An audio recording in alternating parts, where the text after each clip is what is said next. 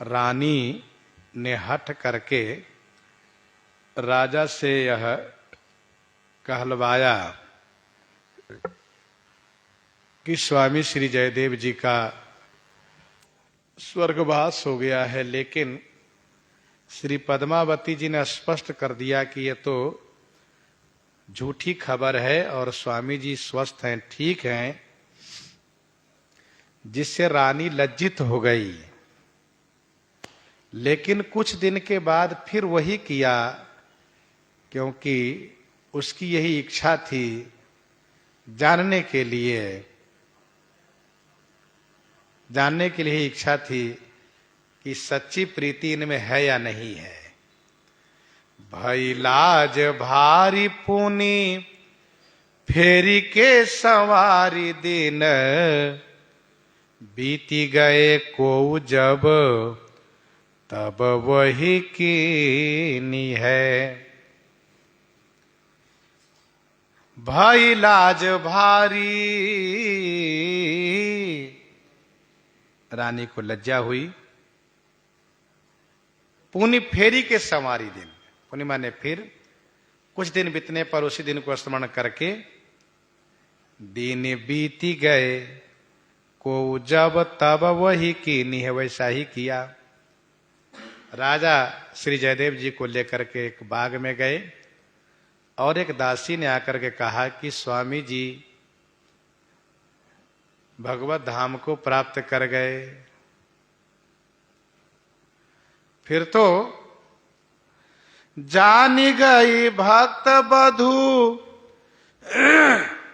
चाहती परीक्षा लियो, कही अजु पाए सुनी तज देह भीनी है। जानी गई भक्त वधू श्री पद्मावती जी जान गई कि चाहती परीक्षा लियो, परीक्षा लेना चाहती है। कही अजु पाए, जैसे दासी ने अगर कहा कि स्वामी जी भगवान को पा गए, सोनी तजी देह भीनी है, सुन करके तुरंत उन्होंने अपने शरीर को परित्याग कर दिया। सोनी तजी देह भीनी है। भीनी माने सुंदर है, शरीर तो सुंदर है, शरीर छूटने के बाद, शरीर त्यागने के बाद भी सुंदरता बनी हुई है श्री पद्मावती जी में, क्योंकि पति प्रेम में उन्होंने तत्क्षण शरीर का परित्याग किया है। भयो मुख श्वेत रानी राजा आए जानिय, रानी ने देखा कि सचमुच सही बात हुई, श्री पद्मावती जी तो मृत्यु को प्राप्त हो गई, शरीर छोड़ दिया, शरीर एकदम से ठंडा पड़ गया और कहीं कुछ नहीं, कोई चेतना ही नहीं। रानी का मुख उदास हो गया, मुख श्वेत, भयो मुख श्वेत रानी। राजा आए जानी यह, राजा लक्ष्मण सेन जी आए और जैसे जाना कि ऐसी बात हुई, तब राजा ने कहा कि मैं रानी के चक्कर में बहुत बड़ा अपराध मैंने किया है और मैंने सभी उपदेशों पर पानी फेर दिया। मुझे जो भी शिक्षा स्वामी जी ने दी वह सब मैंने बेकार कर दिया, निरर्थक कर दिया। इसलिए मैं जीवित नहीं रहूंगा, मैं भी शरीर परित्याग करूंगा और पहले मैं चिता में जलूंगा, इसके बाद श्री पद्मावती जी की चिता जलेगी। राजा ने आनन फानन में तुरंत चिता तैयार करवा दिया स्वयं।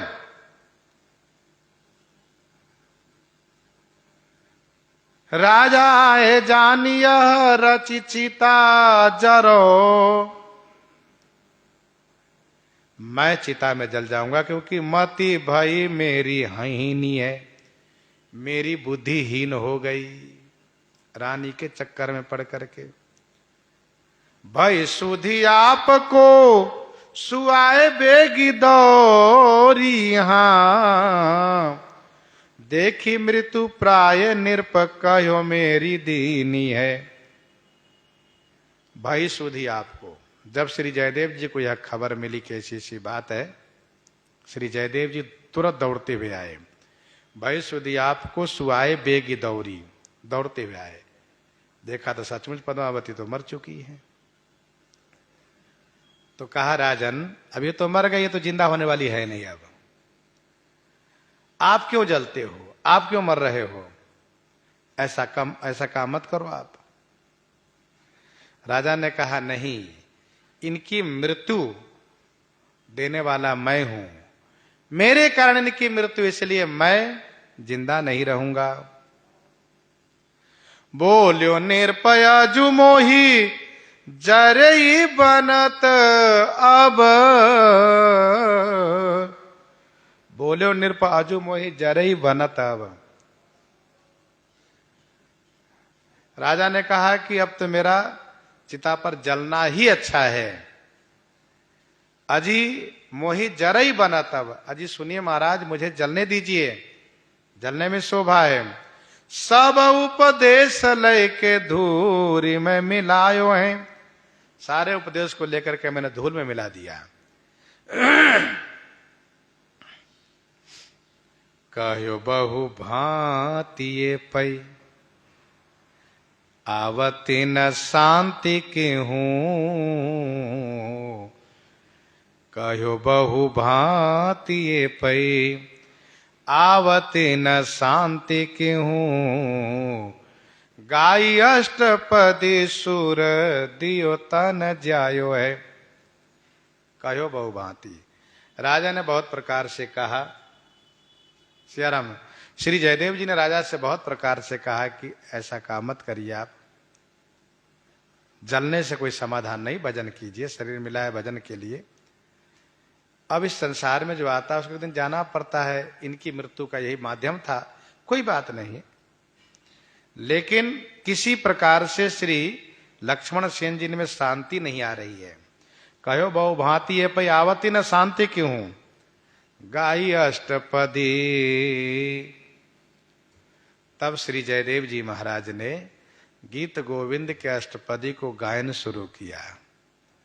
अष्टपदी का वह प्रभाव है कि मरा हुआ व्यक्ति भी जीवित हो जाएगा।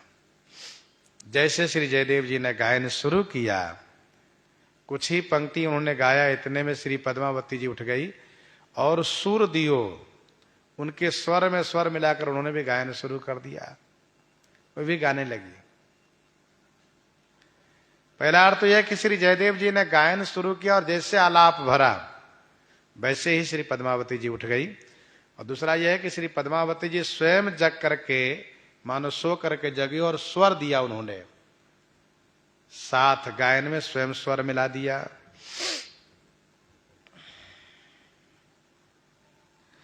लाजनी को मार्यो राजा चाहे अपघात कियो, लेकिन राजा लक्ष्मण सेन जी के मन में फिर भी उद्वेग है, अशांति है। क्यों? क्योंकि अब स्वामी जी के सामने कुछ कहने व स्वामी जी के सामने आंख मिलाने के लिए हिम्मत नहीं पड़ती है, कुछ कहने की हिम्मत नहीं पड़ती है। लाजनी को मारो राजा चाहे अपघात कियो, राजा फिर भी चाहते कि मैं आत्महत्या करूंगा, मैं एक न एक दिन मरूंगा, जरूर मर जाऊंगा, ये निश्चय राजा मनी मन कर रहे हैं। श्री जयदेव जी महाराज तो जान गए कि ये राजा बड़े लज्जित हो गए और ये जीना नहीं चाहते हैं। राजा कहते हैं जियो नहीं जात, मुझसे जीवित रहते नहीं बनता है, क्योंकि संभावित से चाकृतिर मरणादति रिच्यते। बहुत अपकीर्ति पर, बहुत बदनामी पर प्रतिष्ठित व्यक्ति जीना नहीं चाहता है। उसका दो ही विकल्प है, या तो वह मृत्यु को गले लगाता आत्महत्या करता है, अथवा वह क्षेत्र देश छोड़ करके इतना दूर चला जाता है कि उधर कभी दो लौट के दोबारा आता नहीं है। राजा ने सोचा कि भक्ति लेसहु न आयो है, श्री जयदेव जी जैसे महाराज के साथ रहकर भी मेरे में लेस मात्र भक्ति नहीं आई, मैं स्त्री का गुलाम बन गया और उनके कहने पर मैंने सब किया।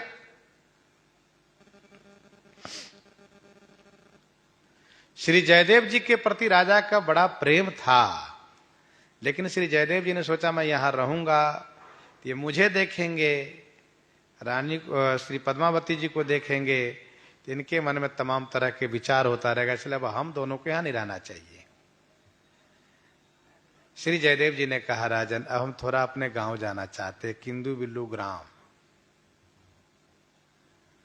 वहां के लोग बहुत दर्शन के लिए अभिलाषित है और मेरा भी मन हो रहा है कि वहां हम जाएं।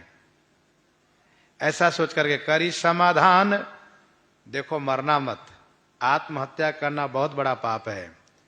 मरने आत्महत्या करने वाला प्रेत बनता है, बहुत क्लेशित होता है, इसलिए मरने के विचार मन से निकाल दो, भजन करना, प्रजा का पालन करो, तुम्हारा धर्म है, छात्र धर्म का पालन करना, क्षत्रिय धर्म का। करी समाधान निज ग्राम आए किंदु बिल्लू। स्वामी प्रियादास जी कहते जैसे कछु सुन्यो यह परिचय ले गायो हैं, जैसा कुछ सुना था उसका परिचय माने जो प्रभाव प्रकट था उसको मैंने गायन किया। कहने का अभिप्राय यह है कि अब श्री जयदेव जी को रहना उचित नहीं लगा, क्योंकि मन में खटास हो गया, मन अब टूट गया एक प्रकार से। एक कथा है कि जहां मन टूट जाए वहां से फिर दूर हो जाना चाहिए। जब एकदम से टूट जाए, बड़ी घटना हो जाए, नहीं रहना चाहिए, चल देना चाहिए वहां से।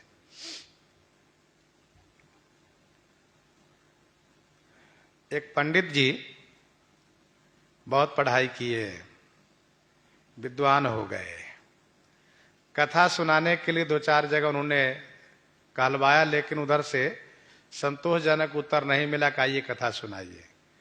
तो पंडित जी ने सोचा हम ब्राह्मण है, मजदूरी तो कर नहीं सकते, तो चलो हम वन में एकांत में कथा सुनाएंगे, वन देवता को, वन देवता कृपा करेंगे। गए वन में पोथी लेकर के एक बढ़िया स्थान देकर कथा सुनाना शुरू किए। तो पास में एक बांबी थी, सांप की बांबी थी, बील, उसमें से सर्प निकला, मणियारा सर्प था। वह कथा सुना और एक मणि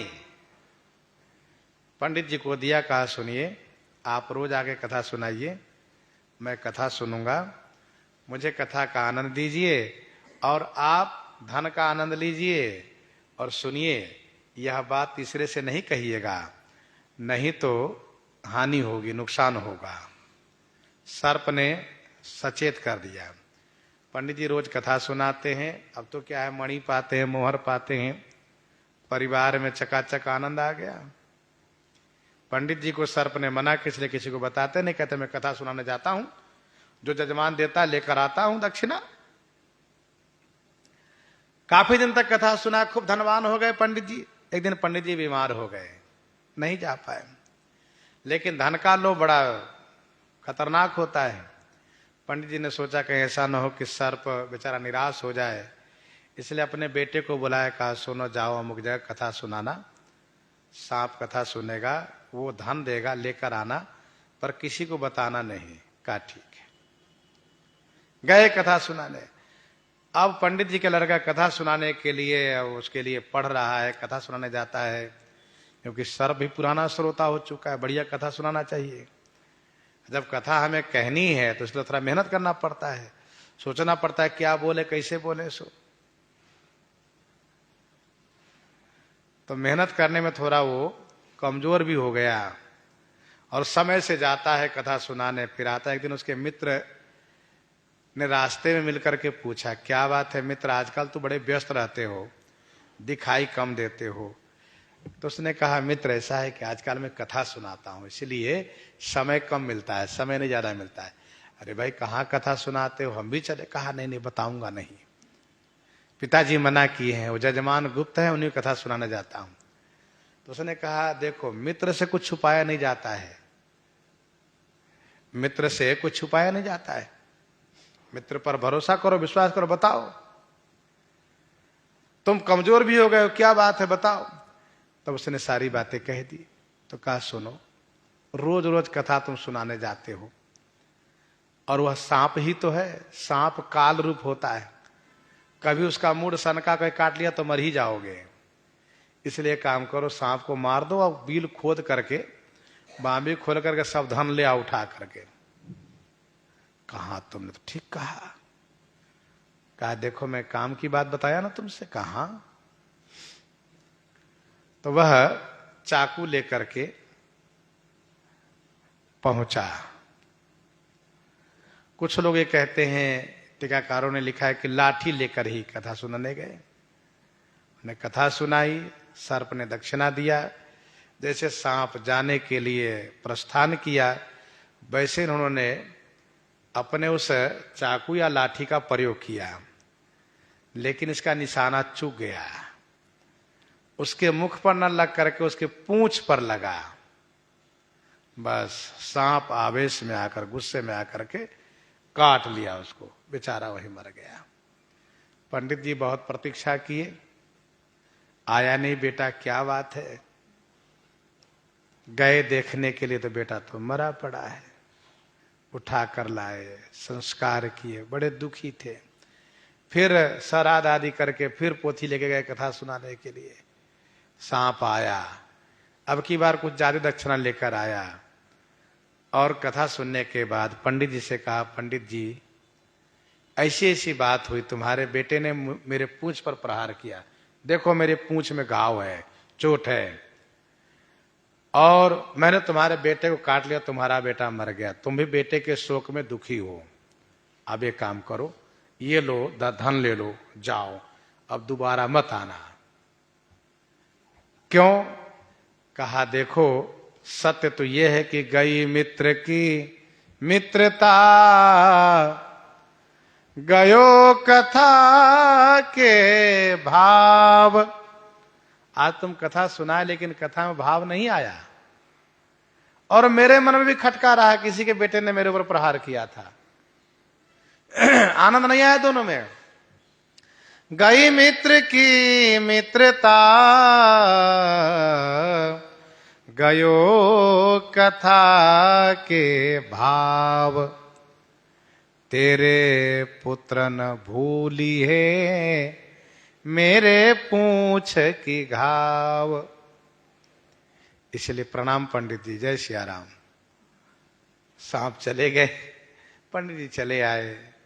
पंडित जी ने माना कि गलती तो मेरे बेटे की ही थी, लोभ किया उसने, लेकिन अब सांप का आदेश है कि नहीं आओ, तब नहीं जाएंगे, क्योंकि सही है कि अब उनको देखेंगे तो लगेगा देखो इसने मेरे एक ही बेटा था उसको मार डाला, वो भी मेरी ओर देखेगा तो यही सोचेगा देखो इसके बेटे ने मेरी पूंछ को घायल कर दिया, इसलिए अब नहीं जाना ठीक है। इसलिए श्री जयदेव जी किंदु बिल्लू गांव आ गए, सोचा वहां रहना अब ठीक नहीं है। इन्हीं के साथ आज सीताराम सीताराम सीताराम सीताराम सीताराम।